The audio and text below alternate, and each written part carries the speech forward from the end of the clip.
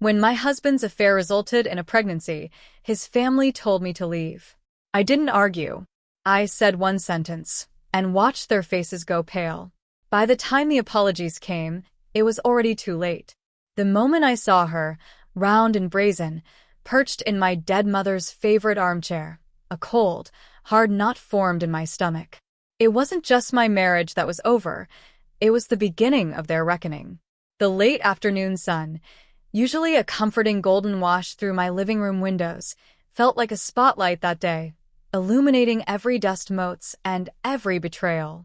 A thick, suffocating silence hung in the air, broken only by the nervous clinking of cheap porcelain teacups. 6 pairs of eyes watched me, but I only saw her.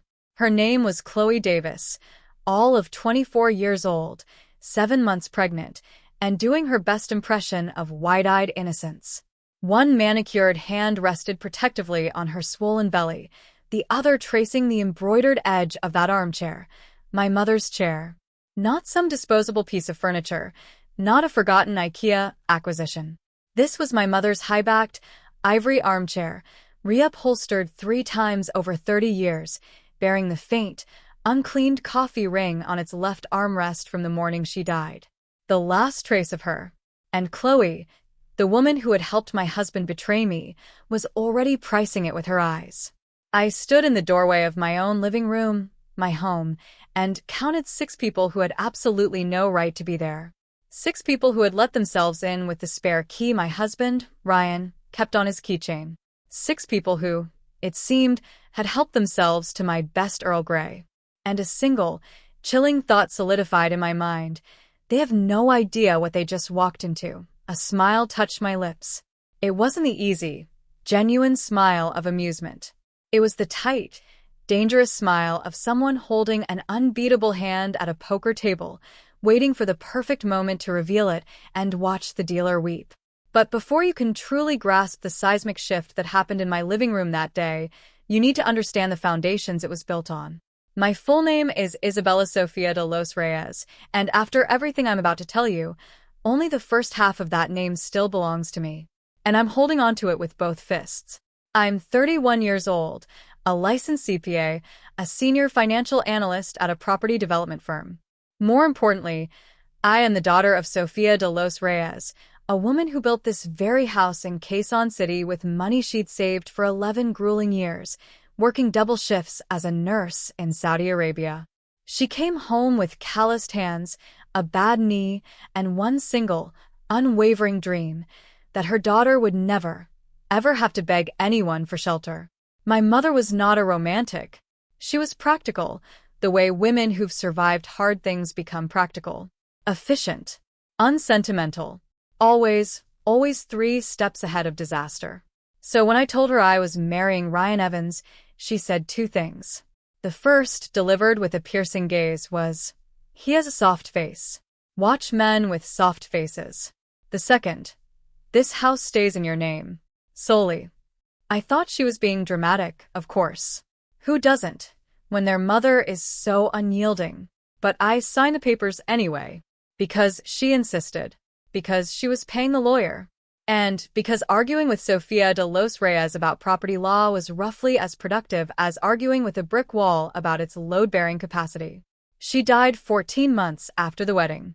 Breast cancer, diagnosed late, moved fast.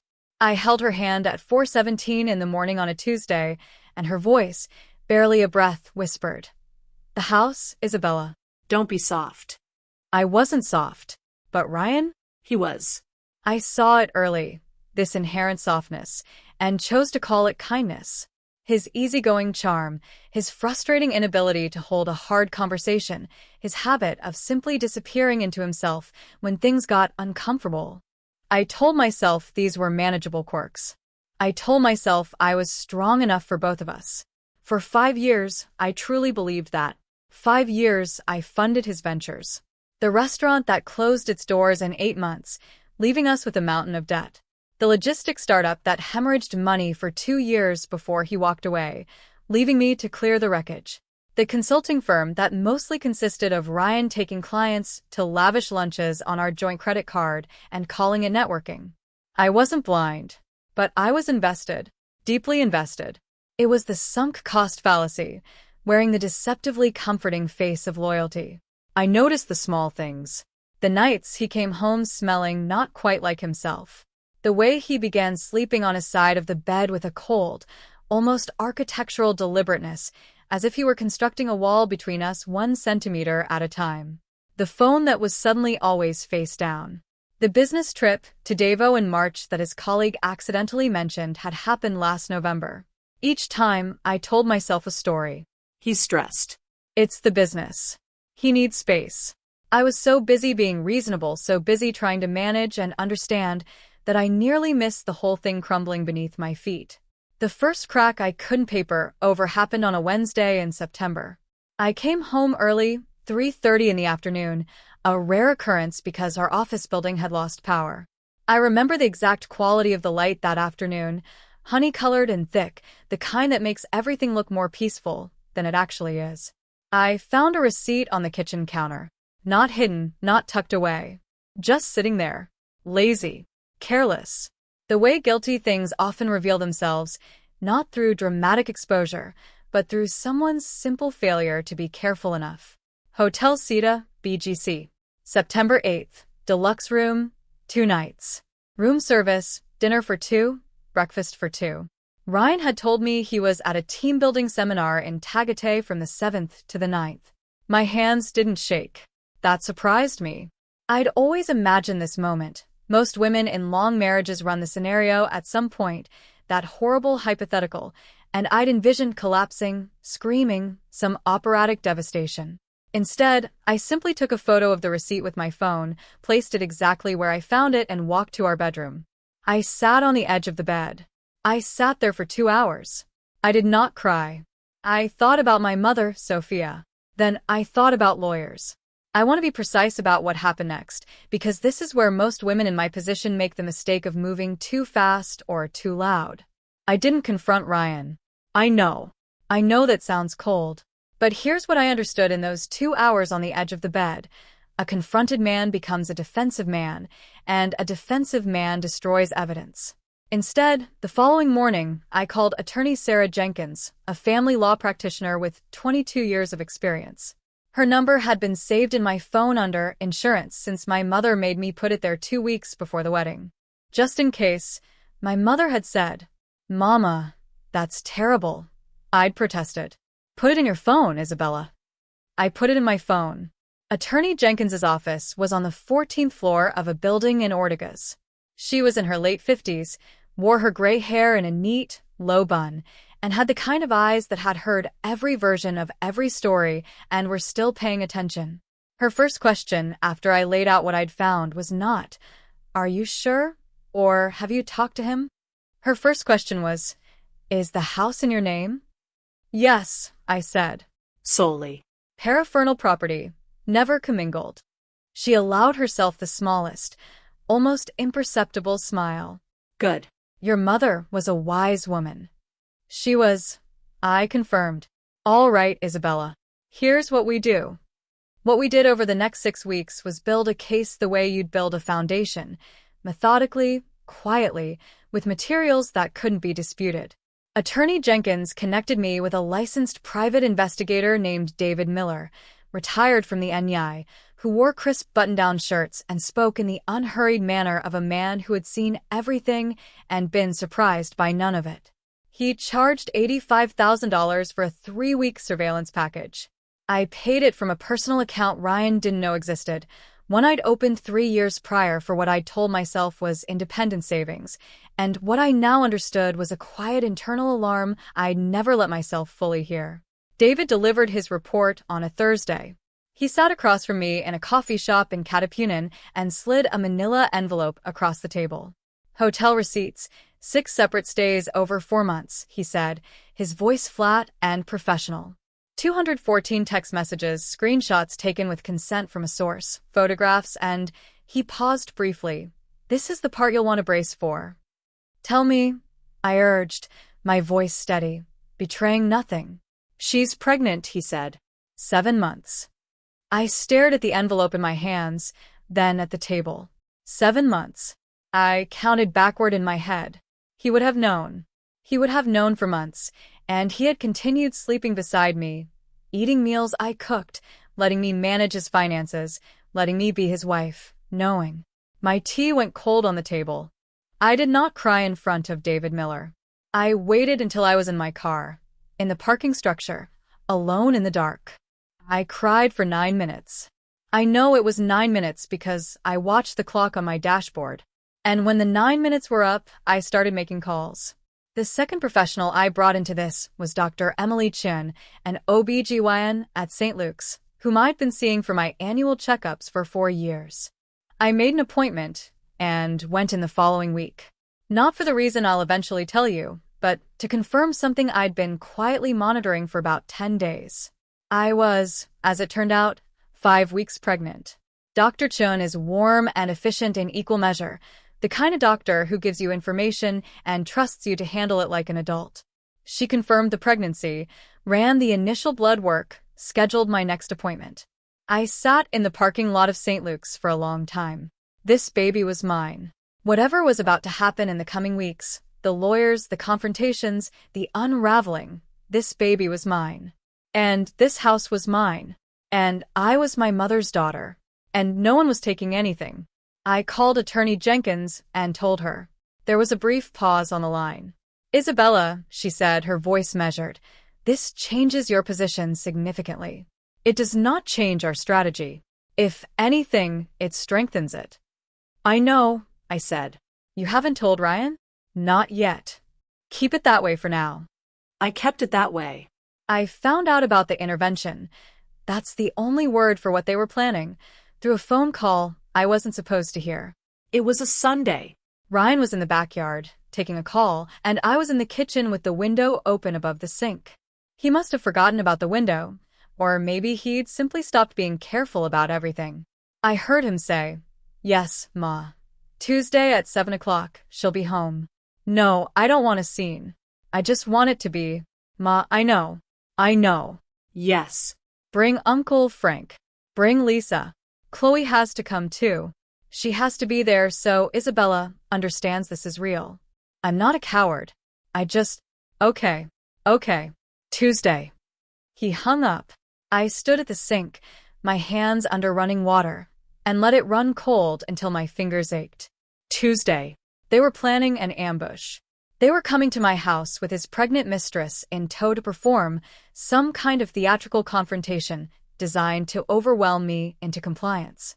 Carol Evans, Ryan's mother, a woman who had never once acknowledged a mistake in her 61 years on this earth, had apparently decided the most efficient way to solve her son's infidelity was to make his wife simply disappear. I had 3 days. I used them well. I called Attorney Jenkins first thing Monday morning and walked her through everything. She spent 40 minutes on the phone with me, laying out exactly what I could and could not say, what constituted legal threat versus protected speech, and how the penal provisions of the family code applied to what Ryan and Chloe had done. Adultery, she said, her voice crisp. Punishable under Article 333, criminal, not just civil. And Chloe, as the knowing participant with a married man, faces concubinage charges under Article 334. The evidence David gathered is admissible. The hotel receipts, the messages, the photographs, that's Exhibit A through D right there. And the house? I asked, though I knew the answer. Paraphernal property, documented, uncontested. They cannot legally compel you to vacate. If they attempt to physically remove you, that's unlawful eviction on top of everything else. She paused. Isabella, I want to be direct with you. If they come to your home Tuesday evening intending what it sounds like they intend, you hold every card. Every card. That was the phrase I took with me into Tuesday. Every card. I want to describe what it was like to watch them file in. Carol first, short, sharp-eyed, wearing the expression she always wore when she decided she was right about something, which was always. Then Frank, my father-in-law, a heavy-set man who communicated primarily in grunts and had never in 5 years asked me a single question about my life. Then Lisa, Ryan's younger sister, who had the family's soft face and twice its talent for moral convenience. Her husband, Michael, who at least had the decency to look deeply uncomfortable. And then, finally, Ryan with Chloe at his side. Chloe. She was smaller than I'd expected from the photographs. Pretty, in the luminous way of very young women who haven't yet been worn down by anything. She wore a loose floral dress and flat sandals, and she walked into my house with her hand in Ryan's, her eyes moving slowly around the room like she was taking inventory. And then she sat in my mother's chair. I watched her settle into it. And that was the moment. Not the hotel receipt. Not the investigator's report. Not even the Tuesday phone call. That was the moment I felt something cold and clear move through me, from crown to sole. Not rage. Something colder than rage. Something that felt like absolute, crystalline certainty. I had set out tea. I want you to understand that. Before they arrived, I had made tea, arranged cups, put out a small plate of biscuits. Not out of hospitality. I needed them seated, comfortable, invested in their performance. I needed them to believe they were in control of this room. I sat in the armchair across from them, not my mother's chair, but the wooden-framed one near the bookshelf. And I watched them arrange themselves, this unified front, this family tribunal. Then I waited. Carol placed her teacup down with a deliberate clink that was somehow both delicate and authoritative. A woman who had practiced that sound. "Isabella," she said, folding her hands in her lap, her voice oozing practiced concern. "What's done is done. We're all adults here. Chloe is carrying our grandchild. A blessing, Isabella, whatever the circumstances. You need to accept reality and step aside so that everyone can move forward in peace." She had not asked how I was doing. She would not ask. "You've served this family well," she continued, a statement so condescending I found it almost remarkable. "And we are grateful. But you have to understand that the situation—" "I understand the situation perfectly," I said, my voice pleasant, utterly devoid of warmth. A brief, jarring silence. Carol pressed on. "Good. Then you know that Chloe and Ryan need—" "I wasn't finished," I interjected. Carol blinked, her composure momentarily ruffled. But Lisa jumped in before the silence could settle, her tone falsely empathetic. "Isabella, look, you don't have children. Chloe does. That's just nature. If you agree to an uncontested divorce, you can both start fresh. No ugliness, no. No ugliness," I repeated, a dangerous edge to my voice. "Yes, exactly." Lisa seemed to believe she was making progress. "You brought a pregnant woman to my house to pressure me into leaving it," I said, my gaze sweeping over their faces, "and you're asking me to avoid ugliness?" Lisa opened her mouth, then closed it. Frank cleared his throat, a low, rumbling sound. "We need to think about the child," he grunted, finally. "Ryan needs a stable home, this home, to raise his son properly. It would be best if you found somewhere else to stay by the end of the month." "By the end of the month," I said softly, letting the words hang. "Yes," Frank insisted, oblivious to the storm brewing. "You're not asking for a divorce. You're asking me to vacate the premises. It's just practical." "It's eviction," I corrected him, my voice still dangerously soft. "You're attempting to evict me from my own property to install your son's mistress." Chloe shifted in my mother's chair. She pressed her hand to her belly and cast her eyes down in a performance of wounded innocence that might have worked on an audience less well-researched than me. "I don't want to hurt anyone," she said quietly, her voice trembling slightly. "I truly don't. But Ryan and I love each other. Every child deserves a father in a stable home." She let her eyes travel slowly around the room, taking in the high ceilings, the Philippine hardwood floors my mother had chosen, the Kapai's shell pendant light, the wall of books. She was already redecorating. I felt the royal flush in my hands. I stood up. Not dramatically, not in a rush.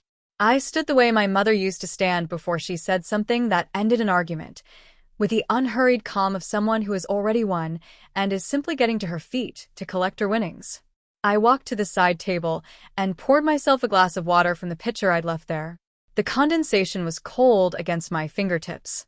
I drank 2 measured sips, set the glass down. Then I turned to face them. "If you're finished," I said, my voice clear and steady, "then it's my turn." The room went completely, utterly quiet. They had expected tears. Women in this position are supposed to cry, supposed to beg or rage, or do something messy and emotional that could be dismissed later as hysteria. They were not expecting my voice to be level. They were not expecting my hands to be still. They were not expecting ice. You're operating under several significant misconceptions. I began, my gaze sweeping over each of them. I'd like to correct them. Ryan was staring at me, his mouth slightly agape. I couldn't read his expression anymore. I wasn't sure I'd ever been able to. First, I said, my eyes landing on Carol, then Frank, then Lisa with her hand gripping Michael's arm. The house. This house is registered exclusively under my maiden name, Isabella Sofia de los Reyes. Paraphernal property, meaning property I owned before and apart from this marriage, excluded from the community of assets by explicit legal classification. Ryan's name does not appear on the title. It never has. I let that sit for 5 full seconds. The air crackled with their dawning comprehension. That means you cannot compel me to leave. You have no legal standing in this property whatsoever. You are guests in my home, uninvited guests who, I'll note, let themselves in with a key belonging to a man who does not own this house. Carol's jaw tightened, a muscle twitching. Isabella, we know you're upset. I'm not upset, Carol. I'm clarifying. I took 1 step forward, my presence suddenly filling the room. Second, you came here to discuss a peaceful divorce. I want to discuss what a peaceful divorce would actually cost your family. Frank's face was reddening, a vein throbbing in his temple. Now, just a minute. Adultery, I said, cutting him off with the precision of a scalpel. Article 333 of the Revised Penal Code, criminal offense. The married woman who takes a lover, or in this case, the married man and the person knowingly participating. My gaze shifted, settling like a spotlight on Chloe. Both can be prosecuted. Both can serve prison time. Chloe had gone quite pale, her hands instinctively tightening on her belly. I have David Miller's full report, I continued, leaving no room for doubt. Mr. Miller is a former NEI investigator with 19 years of service who spent 3 weeks documenting this affair. I have hotel receipts from 6 separate stays, 214 text messages, and photographs. My attorney, Sarah Jenkins, has had the report since last week.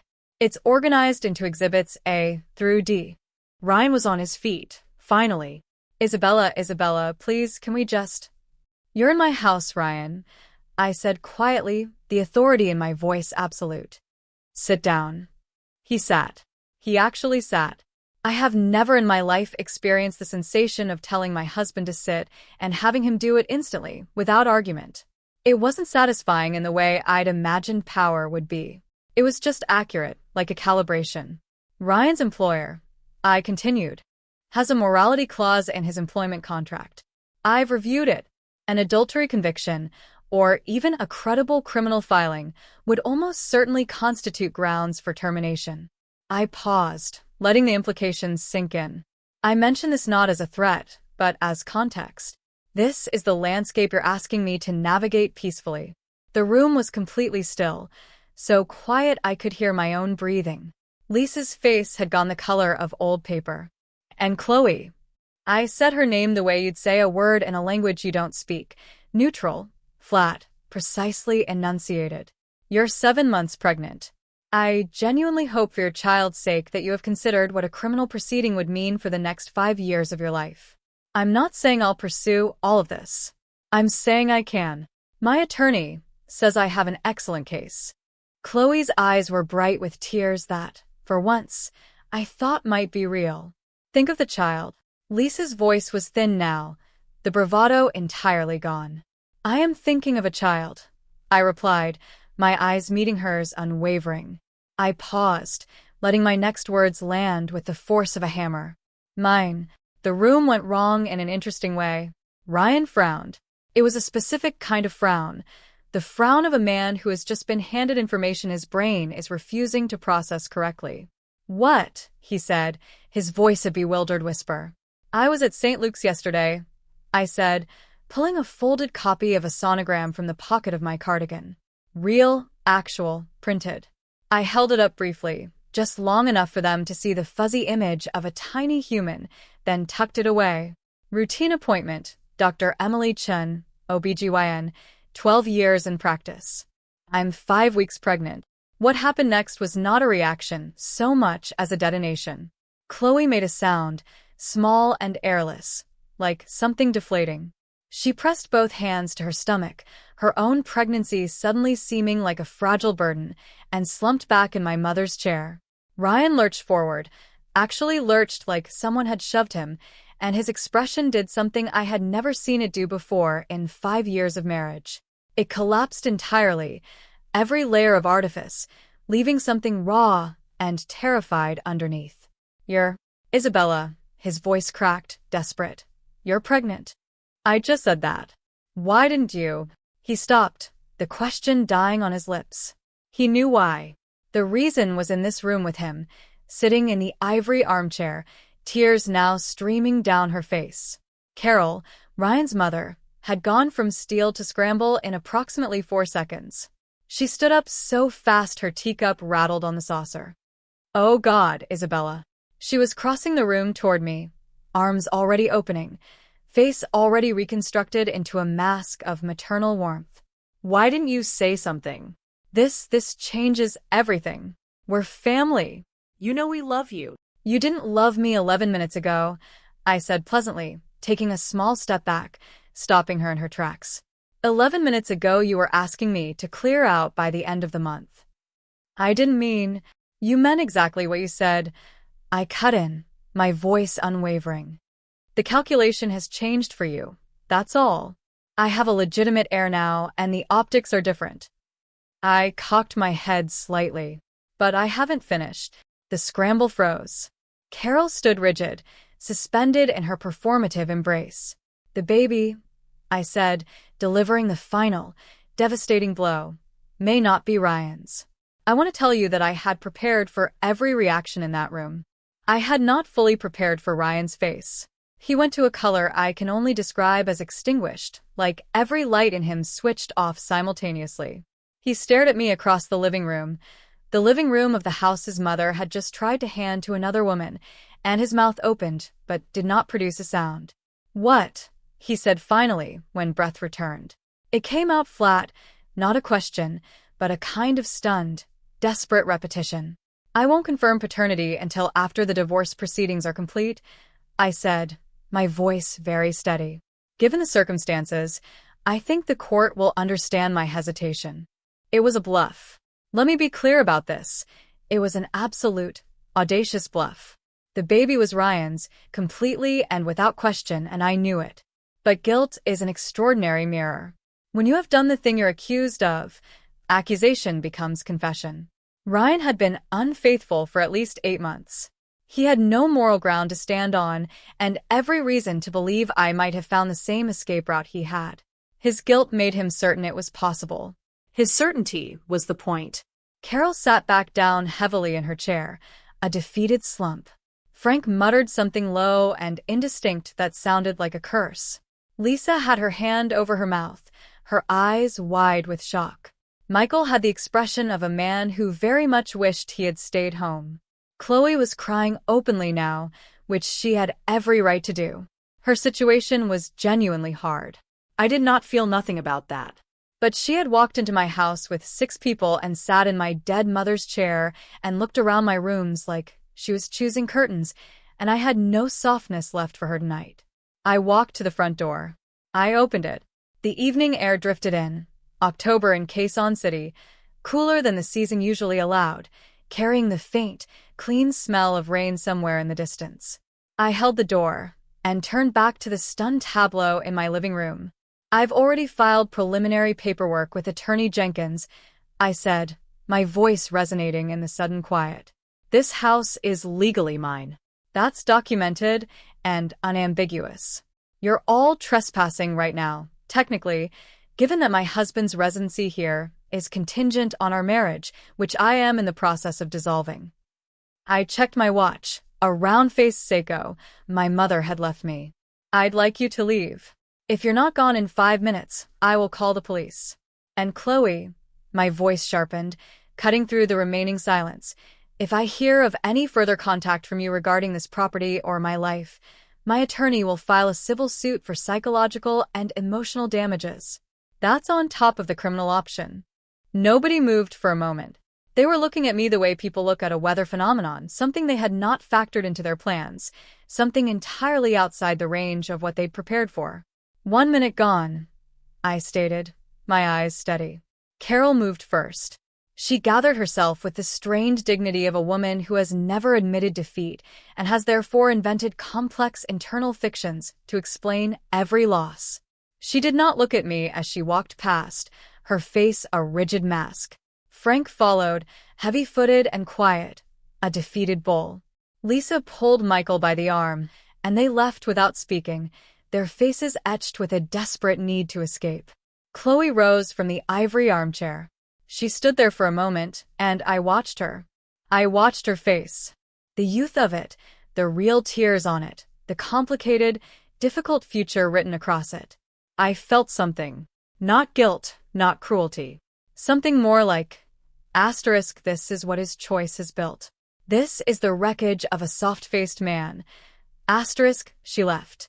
Ryan was last. He stood in the doorway for a long time, the cold evening air swirling around him. He had the look of someone trying to find a version of this moment where something was salvageable and coming up utterly, terribly empty. His eyes were red. "Isabella," his voice was barely above a whisper. "The baby, is it actually?" "Goodbye, Ryan." He stood there another moment, then he walked out into the falling darkness. I closed the door. The lock clicked. That sound, clean, definitive, a small mechanical fact, went all the way through me, a final, satisfying punctuation mark. I stood alone in my house for a while. My house. My mother's house. I put my hand on my stomach. 5 weeks. A fact. A small, solid, entirely real fact in the wreckage of what had been my marriage. I walked back to the living room and stood in front of the ivory armchair. I smoothed the embroidered edge with my fingertips, the same edge Chloe had been touching, and I stood there until the room felt like mine again. It didn't take long. 6 months later, the divorce was finalized on a Tuesday. Attorney Jenkins called me at 10:22 in the morning, her voice carrying the particular, satisfied flatness of a woman who had done her job completely. The house remained in my name, uncontested. Ryan's legal team had initially floated the idea of challenging the property classification, and Attorney Jenkins had, in her words, addressed that quickly. They withdrew the challenge within 2 weeks. I did not pursue the criminal charges. Not because I was soft, I want to be clear about that. But because I had calculated, the way my mother always calculated, what justice would actually cost me in time and money and attention, and what it would actually produce. The divorce was the point. The house was the point. The child was the point. Ryan lost his job anyway, not from a criminal filing, but from a colleague who'd seen him with Chloe at a hotel lobby 3 months before any of this came to a head.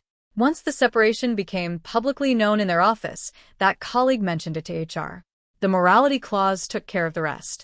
He is, as far as I know, living in a rented apartment in Marikina. Chloe had the baby, a boy, as Carol had always declared it would be. I don't know the details, and I don't seek them. I sent a congratulations card, a small, anonymous gesture. I want to be honest about that. I don't know entirely why I did it. Maybe because the child is genuinely not at fault for any of this. Maybe because my mother would have. My own child, a girl, as it turned out, was born in April. Dr. Emily Chin delivered her at St. Luke's at 6:43 in the morning, and she came out with her eyes open, which the nurses said was unusual. And she looked around the room with the calm curiosity of someone assessing a situation. I recognized that look immediately. I named her Sophia. She sleeps in the room my mother painted yellow in 1989, under the K-Pi shell light I've never changed, in the house that has always been ours. Some days I walk through these rooms, and I try to feel the ghost of that terrible evening, the teacups, the 6 people, the pregnant woman in the ivory chair. I look for whatever scar it left. Mostly what I feel is something I can only describe as cleaned, like a surface after all the compromises have been stripped away, and what's left is just the true material underneath. Hard. Durable. Mine. My mother used to say that there are two kinds of women in the world: women who wait to see what they're left with, and women who decide from the start what they're keeping. She built this house with her hands and her absence and her will. She put my name on the title. She put a lawyer's number in my phone.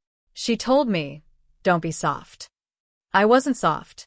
I closed the door on the whole wretched parade of them, stood in the house my mother built, and decided what I was keeping. Sophia and I are keeping everything. Looking back, there are moments I wonder if I was too ruthless, too calculating. But then I remember Chloe, so casually occupying my mother's legacy and the cold indifference of Ryan's family. I remember my mother's sacrifices. And I know I did what I had to do. What about you? If you found yourself in Isabella's shoes, facing betrayal and a hostile takeover of your home, would you have fought back with the same icy precision, or would your emotions have led you down a different path? Share your thoughts in the comments below. And if this story resonated with you, like and subscribe for more tales of human resilience and unexpected justice.